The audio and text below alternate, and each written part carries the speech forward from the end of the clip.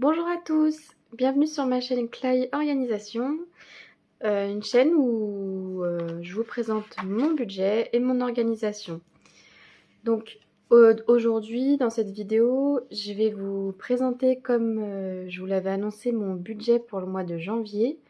Je vais vous montrer comment est-ce que j'organise mon budget dans mon carnet de budget et je vais aussi vous montrer où j'en suis de mes dépenses sur le mois de décembre. Là, la semaine 3 est passée, Noël est passé. J'espère que les fêtes se sont bien passées pour vous. En tout cas, pour moi, c'était super. J'ai pu voir mes proches et passer un bon moment. Et c'était bien cool. Donc, sans plus attendre, on va passer à la suite de la vidéo. Je vais vous faire le point un peu sur mes dépenses. On va passer par le même papier que j'avais pris pour la dernière vidéo. Donc là, je pense que vous voyez bien. J'ai fait les courses cette semaine, lundi. On est allé à Auchan avec ma sœur. Et donc on a partagé les frais. Ma part, c'était 22,49 €. Ce qui fait que pour la fin du mois, il reste 58,01 €. Ça va le faire.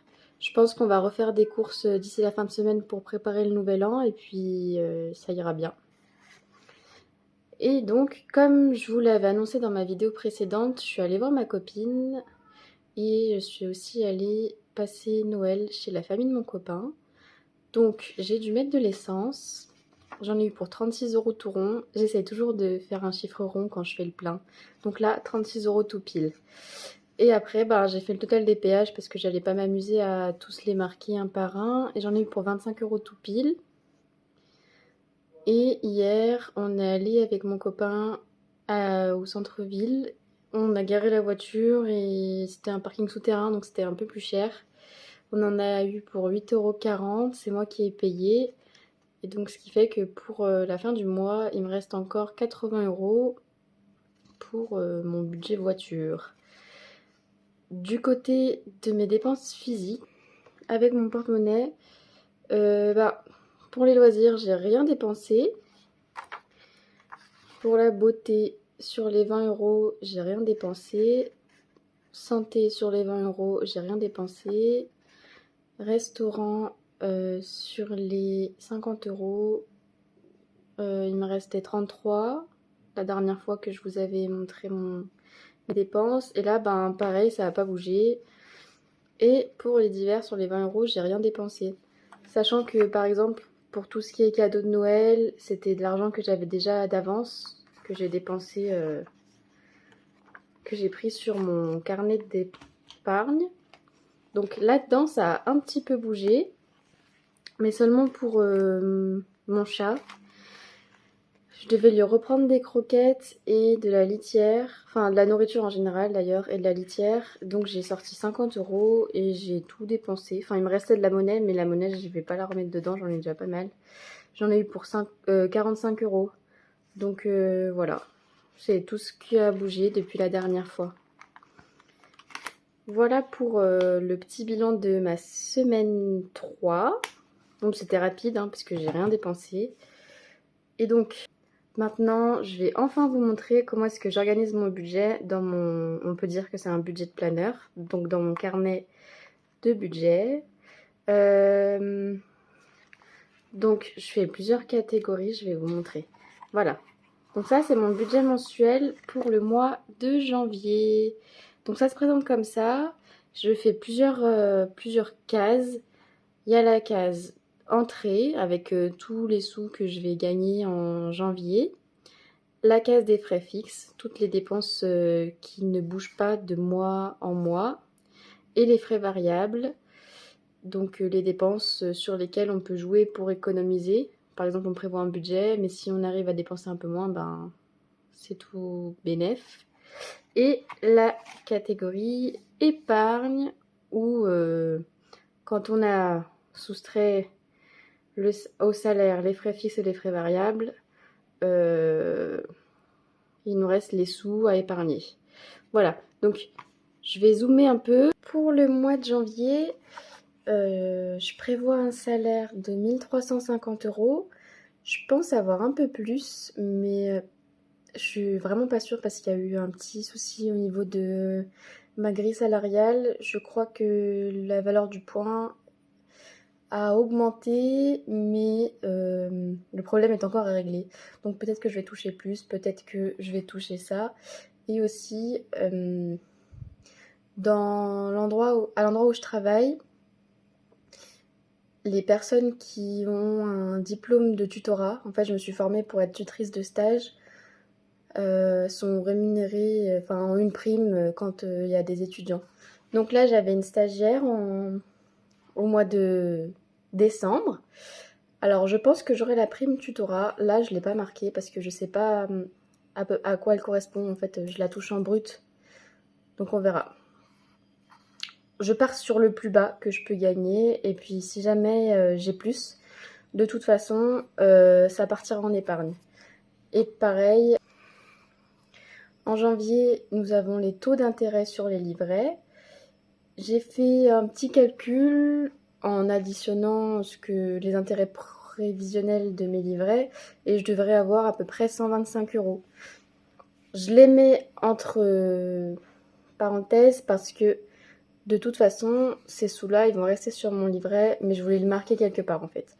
Et si jamais ça change, eh ben, peut-être que je me ferai une annotation à côté de combien j'ai touché réellement. Et pareil pour les salaires, je me ferai une annotation de combien j'ai touché réellement, même si ce que je vais toucher en plus, ça partira dans mes épargnes. Ou alors ça fera comme un fonds d'urgence, entre guillemets. Un fonds d'urgence sur mon compte carte, si jamais j'ai des dépenses vraiment que j'avais pas prévues. Voilà. Donc, on part de mon salaire et on va déduire les frais fixes. Donc mes frais fixes pour le mois de janvier, donc pour le loyer, ma part est de 350 euros. Pour EDF et Engie, ma part est de 70 euros. Pour l'assurance habitation, ma part est de 8 euros. Et pour Internet, ma part est de 11,50 euros. Donc en fait, tous les prélèvements qui concernent l'appartement, ils sont faits sur le compte de ma sœur parce que c'est elle à terme qui va garder l'appartement. Donc c'est plus facile comme ça. Et donc à chaque fin, la totalité de ces dépenses-là qui nous sont communes, je fais un virement à ma sœur qui correspond à 439,50 euros. Donc tout ça, c'est les dépenses liées à notre appartement. Ensuite, mon assurance voiture, elle est de 60 euros. J'arrondis en fait à la dizaine supérieure. Mon assurance vie, c'est un virement automatique qui est tous les mois. Donc ça correspond à 50 euros. Et mes abonnements, donc téléphone et Netflix, c'est à peu près 30 euros. Et enfin, j'ai des frais bancaires sur ma banque principale qui sont d'environ 5 euros. Ce qui fait qu'en frais fixes, au total, j'ai 584,50 euros. Donc, une fois que j'ai fait ça, que j'ai comptabilisé mon salaire et que j'ai comptabilisé la totalité de mes frais fixes, je soustrais mes frais fixes à mon salaire pour avoir mon reste à vivre qui est de 765,50 euros. Et à partir de ça, je vais définir mes frais variables. Donc, pour mes frais variables, je gère mes frais variables de deux façons, en virtuel avec ma carte et en physique avec mes espèces dans mon portefeuille. Et donc, pour mes dépenses virtuelles, j'ai comme catégorie les courses et l'essence péage. Donc pour les courses, je prévois 160 euros, ça fait 40 euros par semaine si on compte 4 semaines.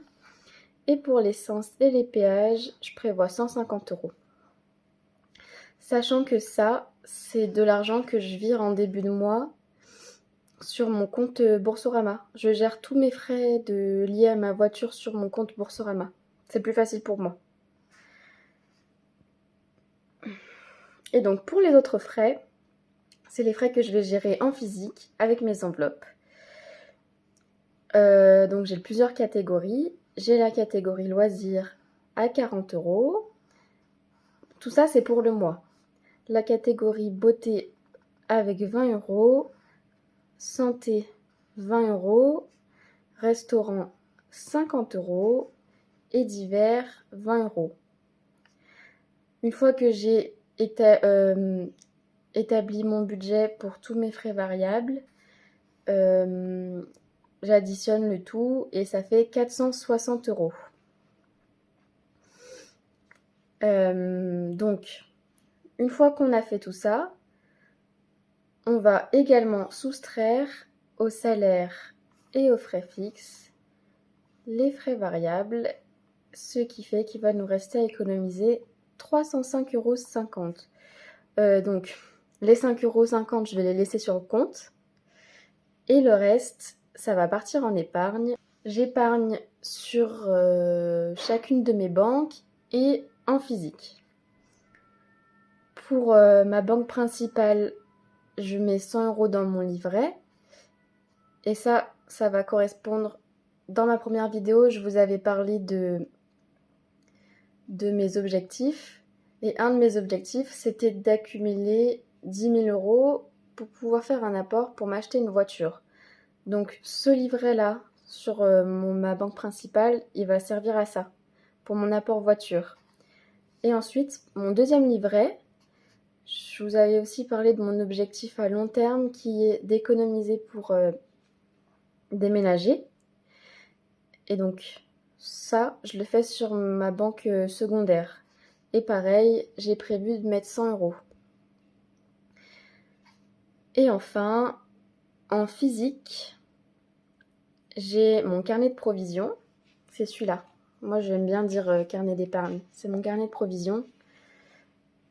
Et là-dessus, ce mois-ci, j'ai pas énormément. D'habitude, j'ai un peu plus. Mais j'ai des catégories prioritaires et c'est celle-là que je vais remplir. Et celle-là, je sais que je peux pas baisser parce que vraiment, sinon, je serais en difficulté si je mettais moins. Donc, pour les anniversaires, je mets 40 €. Pour Noël, 40 €. Et pour mon chat, 20 €.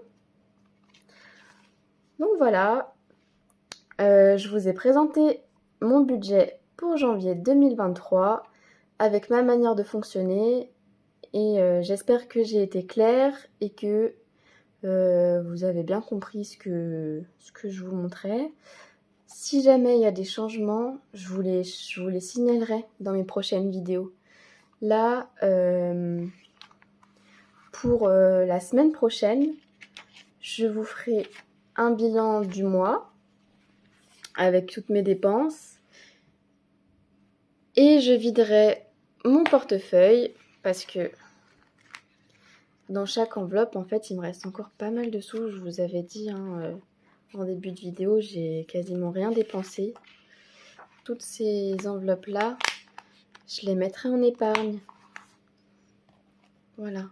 Je l'avais dit dans ma première vidéo que le but de mes dépenses variables physiques, c'était que si je ne les dépensais pas, elles partiraient dans mon carnet d'épargne.